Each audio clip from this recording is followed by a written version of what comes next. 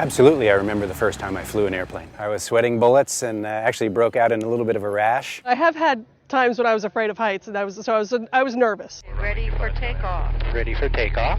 Do throttle to get some speed up there. It's 1, 2, 3, and then you pull, and it's called pitch, and you take off, and it's amazing. There you go. Hey, we're flying.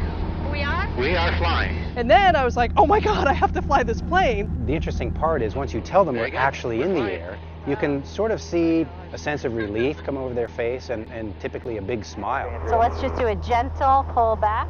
This is the Rutgers Women Take Flight program. Women are learning to push their limits and taking risks, which is something that they have to do as scientists, engineers, and mathematicians. The goal of the workshop is to give the participants the experience and the techniques to then maybe apply some of these things in their professional and personal lives. We take 8 selected aviation terms and we teach them all about those and use those aspects as a metaphor for their work lives. They learn about thrust and drag, 2 forces on an aircraft, and we have discussions where we talk about, well, what's thrust and drag in your workforce?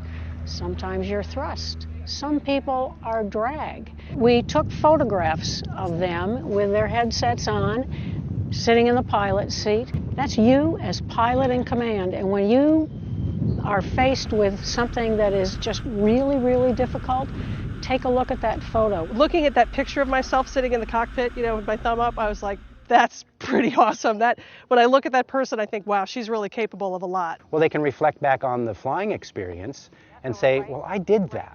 And it was work, there was some anxiety involved, but I was able to go through it and come out on the other side with the accomplishment. If I could do this, I could do anything. If I got over that fear, because I do have a fear of heights, then my goodness, what can't I do? That was awesome. You did awesome. That was really